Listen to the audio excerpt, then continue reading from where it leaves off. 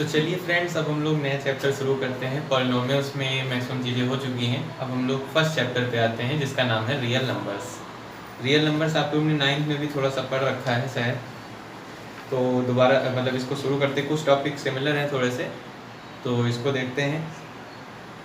ये मतलब कॉन्सेप्ट वाला चैप्टर ज़्यादा है, सॉल्व कम रहता है, थोड़े से डेफिनीशन लिखना रहता है, पर कॉन्सेप्ट अच्छे रहते हैं इस चैप्टर के। तो सबसे पहली चीज़, कुछ चीज़ें आपको इसमें पहले से भी पता है, HCF LCM ये सब निकालना है ना। तो सबसे पहला क्या है, डिविजिबिलिटी की बात की जा रही है। डिविजिबिलिटी आपको पता ही है, मतलब जैसे कोई नंबर 4 है तो 4 2 से डिवाइड हो जाता है, मतलब 4 इज़ डिविजिबल बाई 2। तो यही डिविजिबिलिटी है कि मतलब वो डिवाइड हो रहा है।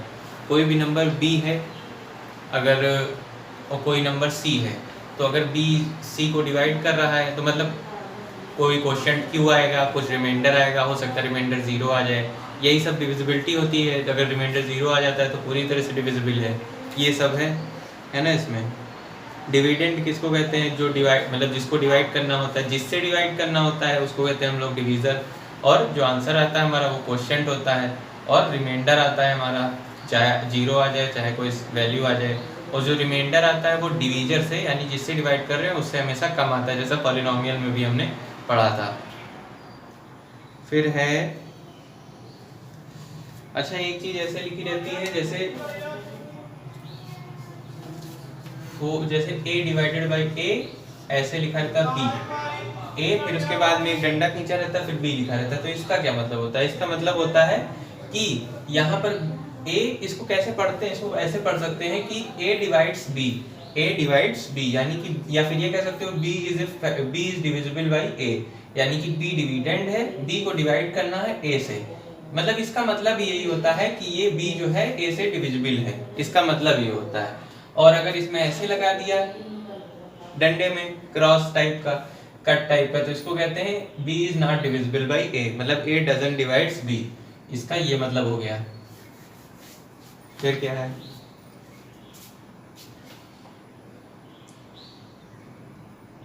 तो जैसे आपसे क्वेश्चन पूछ लेता है, मान लीजिए कि state whether it is true और फॉल्स, जैसे कह देता है स्टेट करिए ट्रू है फॉल्स है। जैसे कह दिया 4, ऐसे बना दिया और लिख दिया 50, तो इसका क्या मतलब है, 50 जो है वो 4 से डिवाइड हो जाता है, ये कह देता है, मतलब ये पूछ नहीं रहा है, बता रहा है कि 50 जो है 4 से डिवाइड हो जाता है। तो क्या असल में ऐसा है, 50 4 से डिवाइड हो जाएगा, 54 से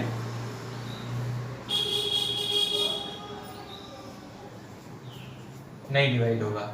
मतलब कि ये क्या है, अब ये तो कह रहा है कि डिवाइड हो जाएगा, पर ये हमको पूछा state whether it is true और फॉल्स, मतलब ये फॉल्स है, क्योंकि 54 से पूरी तरह से डिविजिबल नहीं है, तो ये आ गया हमारा फॉल्स। इस तरह एक क्वेश्चन बन सकता है। फिर क्या है, और एक और छोटा सा रिमार्क दिया गया है बुक में कि अगर a डिवाइड्स b, मतलब a जो है वो b को डिवाइड कर रहा है, तो a माइनस b को भी डिवाइड करेगा। मतलब ये छोटा सा रिमार्क दे रखा है, माइनस a जो है वो b को भी डिवाइड करेगा, और माइनस a माइनस b को भी डिवाइड करेगा। मतलब सिंपल सी चीज है, जैसे 4 से 20 कट जाता है तो माइनस 4 से भी 20 कट जाएगा, और माइनस 20 भी 4 से कट जाएगा, और माइनस 4 से माइनस 20 भी कट जाएगा। ये सिंपल सी चीज है ना। यूक्लिड डिवीजन लेमा, अब आता है टॉपिक यूक्लिड डिवीजन लेमा। देखते हैं क्या है। ये है नहीं बस वही डिविजिबिलिटी वाला है, पर इसका यूज करके हम और चीज क्वेश्चंस करते हैं, पूछ लेता है एग्जाम में। यूक्लिड डिवीजन लेमा मान लो पूछ ले तो आपको आना चाहिए यूक्लिड डिवीजन लेमा क्या है। Euclid was a Greek mathematician who initiated a new way of thinking the study of geometry, है ना। यूक्लिड एक क्या थे, ग्रीक मैथमेटिशियन थे। ग्रीक एक कंट्री है, GREECE, और ये कहाँ पे है, उधर यूरोप साइड में, यूरोप कॉन्टिनेंट में ग्रीक कंट्री है। तो वहाँ के मैथमेटिशियन थे ये। ग्रीक को हिंदी में कहते हैं यूनान कहते हैं ग्रीक को। Okay, while carrying out division let us now apply the same procedure। Euclid division lemma क्या कहता है, यूक्लिड डिवीजन लेमा कहता है कि let a and b be any two positive integer, कोई दो पॉजिटिव इंटीजर a और b हैं, मतलब इंटीजर आप समझते पढ़ चुके हैं a और b, है ना। then there exist unique integers q and r such that a is equal to bq plus r and r is less than or equal to 0 and less than b, r is greater than or equal to 0 and less than b। ठीक है, क्या कहता है Euclid division lemma कि अगर कोई positive integer a और b हैं, a एंड b, तो फिर अगर हम इनको डिवाइड करते हैं तो जरूर, मतलब अगर कोई पॉजिटिव इंटीजर a और b है तो कोई पॉजिटिव इंटीजर q और r जरूर होंगे, unique integers q and r such that a is equal to bq plus r। वही चीज है dividend is equal to division into quotient plus remainder. तो यही यूक्लिड डिवीजन लेमा है कि मतलब अगर कोई दो पॉजिटिव इंटीजर हैं मतलब है तो उनके लिए एक unique set of q and r भी एग्जिस्ट करेंगे जो ये रिलेशन वेरीफाई करेंगे, dividend is equal to division into quotient plus remainder. बस इतना ही है यूक्लिड डिवीजन लेमा, है ना। और ये जो रिमाइंडर होगा ये भी आप लोग को पता है, कह रहा है रिमाइंडर जो है भाई या तो 0 होगा, मतलब 0 के बराबर होगा, या फिर 0 से बड़ा होगा, और किससे छोटा होगा, डिवीजर से, b से। b क्या है, डिवीजर है, तो b से छोटा होगा, बराबर भी नहीं हो सकता डिवीजर के, है ना, रिमाइंडर। ये आ गया बात। फिर क्या है, कंसीडर फॉलोइंग अरिथमेटिक प्रोडक्शन, कह रहा अब रिमार्क भी दे रखा है, the above lemma is nothing but a restatement of the long division process we have been doing all the years। जो हम डिवीजन लॉन्ग डिवीजन अप्लाई करते हैं उसी को दोबारा स्टेट कर दिया गया है और कुछ नहीं है। and that the integers q and r call the quotient and remainder respectively। remark 2 कह रहा है above lemma has been stated for positive integers only but it can extended to all integers। मतलब जो लेमा ये statement दिया गया था Euclid के द्वारा a equal to bq plus r, इन्होंने केवल पॉजिटिव इंटीजर के लिए दिया था, लेकिन इसको अन्य तरह के नंबर्स पर भी अप्लाई किया जा सकता है। ये बिल्कुल सही बैठेगा, है ना, ये कह रहा है। अब जैसे एग्जांपल्स पे आ जाते हैं सीधा। So that every positive even integer is of the form 2q, कह रहा है दिखाओ कि every positive even integer positive है और इवन है, is of the form 2q, वो 2q फॉर्म का होता है। And that every positive odd integer is of the form 2q plus 1 where q is some integer।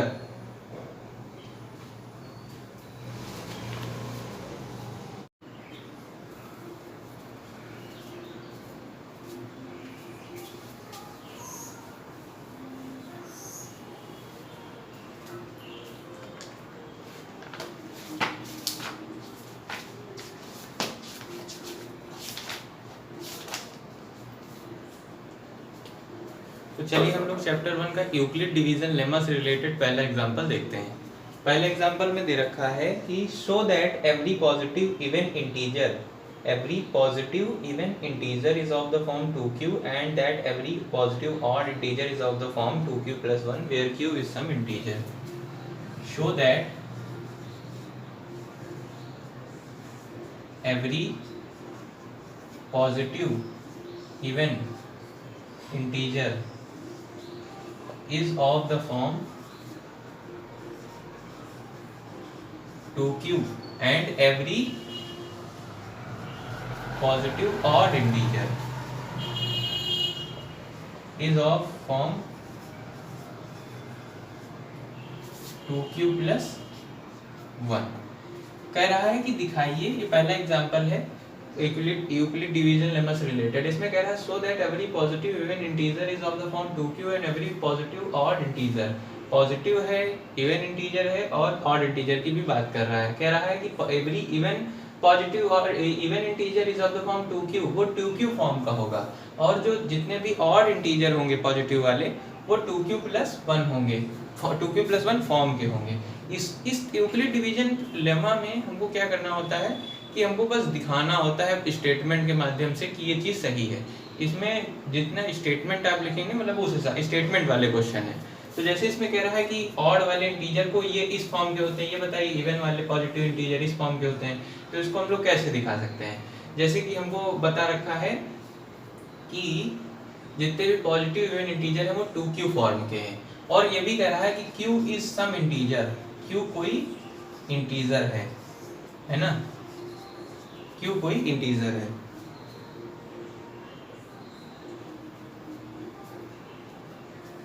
तो इसमें हम लोग क्या करते हैं कि वैल्यू, जैसे हमको पता है dividend is equal to divisor into quotient plus remainder, मतलब यही तो रूप है Euclid plus Euclid division lemma. एक हिसाब से ये भी कह सकते हैं हम dividend is equal to divisor into quotient plus remainder, है ना। तो हम इसमें क्या करते हैं, हमको जब जैसे दिखाना हम उस हिसाब से वैल्यूज चुनते हैं। जैसे हमको यहाँ पर डिवीजर 2 के टर्म्स में बात करनी है तो 2 डिवीजर लेना पड़ेगा। 2q है, 2q + 1 है तो 2 डिवीजर लेना पड़ेगा, है ना।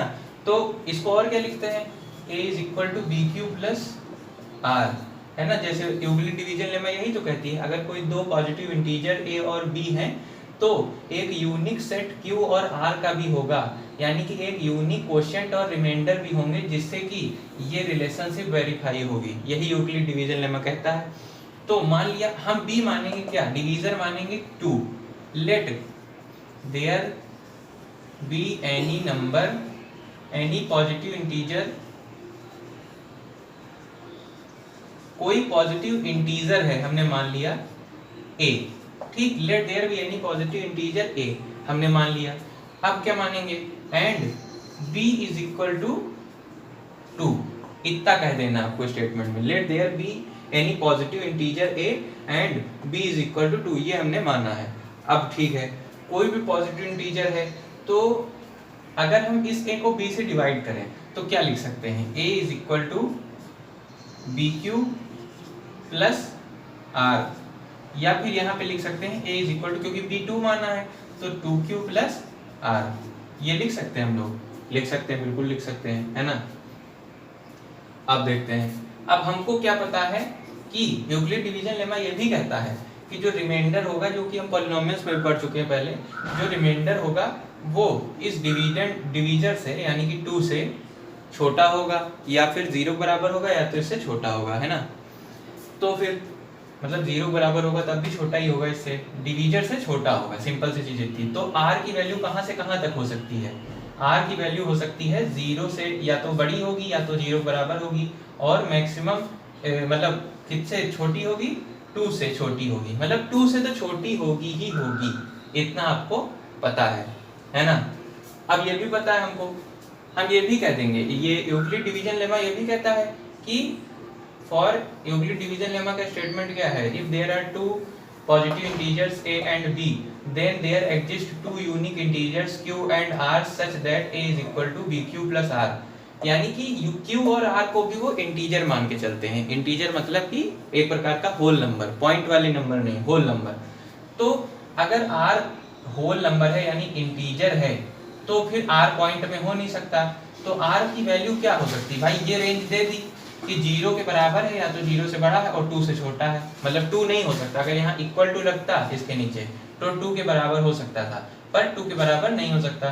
तो r की वैल्यू कौन कौन सी पॉसिबल है, r या तो 0 होगा या फिर और r इज इक्वल टू 1, क्योंकि r इंटीजर है। अब जैसे r अगर पॉइंट वाला नंबर डेसिमल नंबर होता तो फिर बहुत सारी अनंत वैल्यूज पॉसिबल थी, 0.1, 0.2, 0.3, 1.1, 1.2, 1.3 है ना, इस तरह। लेकिन क्योंकि r इंटीजर है तो r या तो 0 हो सकता है, r या तो 1 हो सकता है, 2 केस बनते हैं केवल, है ना। ये लिख देना, by using Euclid division lemma we can say that r and q are integers, therefore only 2 values of r are possible। वैसे मतलब जैसे बुक में स्टेटमेंट थी आप ऐसे लिखे तो ज़्यादा बेटर है। अब r बराबर 0 या 1 हो सकता है तो केस 1 लिख दो, case 1 when r is equal to 0, जब r 0 है तो a बराबर क्या हो जाएगा, 2q प्लस 0 यानी कि 2q प्लस 0 मतलब 2q, एक a ये आ गया, है ना। और केस 2 क्या है, when r is equal to 1, reminder जब 1 है तो a बराबर क्या आएगा, 2q प्लस 1। अब देखो जरा हमने क्या कहा, सबसे पहले हम अब एक बार इसको दोबारा देख लेते हैं। हमसे कह रहा था क्वेश्चन में कि कोई बताइए कि जो हर पॉजिटिव शो करिए कि जो भी पॉजिटिव इवन इंटीजर होंगे, इवन मतलब जो 2 से डिवाइड हो जाए, ऐसा हर पॉजिटिव इवन इंटीजर जो है वो होता है 2q या तो 2q प्लस 1 फॉर्म का। मतलब अगर वो इवन है तो वो 2q फॉर्म का होगा, और अगर वो ऑड है तो वो 2q प्लस 1 फॉर्म का होगा। ये आपको दिखाना था, जो कि हमने दिखा दिया। हमने सबसे पहले क्या किया, हमको 2q के टाइप में लाना था, तो मतलब हमको b जो है वो 2 मानना पड़ेगा। ये हमको थोड़ा सा ध्यान देना है ना। तो हमसे कह रहा था, हमने मान लिया कि कोई पॉजिटिव इंटीजर की बात करनी ना, तो हमने माना कोई इंटीजर a है, कोई भी, चाहे इवन हो चाहे ऑड है ना। पहले से नहीं कह रहे हैं इवन ऑड। और p बराबर मान लिया 2, ये हमको इस हिसाब से लेना पड़ता है क्वेश्चन के हिसाब से। हमने देखा कि 2q फॉर्म में लाना, तो हमने b को 2 माना। अब using Euclid division lemma a = bq + r, अब हमको पता b की वैल्यू 2 मान रखी, तो वैल्यू पुट कर दी। अब हमको ये भी पता है यूक्लिड डिवीजन लेमा से कि रिमाइंडर जो है या तो 0 के बराबर होगा या तो 0 से बड़ा होगा, और डिवीजर से यानी कि b से छोटा होगा हमेशा। और क्योंकि इंटीजर है इसलिए रिमाइंडर की 2 ही वैल्यूज पॉसिबल हैं, या r की 2 ही वैल्यूज पॉसिबल हैं, एक है 0 एक है 1। तो केस 1 में जब r 0 होगा तो a बराबर, यानी कि जो हमने नंबर a माना था वो 2q फॉर्म का हो सकता है, या फिर जब रिमाइंडर 1 बचेगा तो a जो हमारा नंबर है वो 2q + 1 फॉर्म का हो सकता है। तो 2 हमारे फॉर्म पॉसिबल है। और यही क्वेश्चन में कह रहा था, दिखाओ कि जो पॉजिटिव इवन इंटीजर, लेकिन इसमें ये कह रहा है कि ध्यान दीजिए कि इवन इंटीजर 2q फॉर्म के हैं और इंटीजर 2q + 1 फॉर्म के हैं। तो ये तो हमको पता ही है कि इवन इंटीजर जो होता है वो 2 से डिविजिबल होता है। तो यहाँ पे आप सिंपली कह सकते हैं कि क्योंकि ये 2 से डिवाइड हो रहा है a, भाई इसका क्या मतलब है कि a के 2 फैक्टर हैं 2 और q, यानी कि ये वाला जो है वो इवन फॉर्म का है, ठीक है। और इसमें आपको जैसे कह देना है, तो सिंपली आप इसमें ये कह दीजिए कि एक कोई पॉजिटिव इंटीजर है तो वो या तो इवन होगा या तो ऑड होगा, 2 है 3 है 4 है, तो या तो ये संख्याएं इवन हो सकती हैं या तो ये संख्याएं ऑड हो सकती हैं। क्योंकि ये वाला फॉर्म इवन का है तो ये जो बचता है ये ऑड का हो गया। ये आपको दिखा देना है।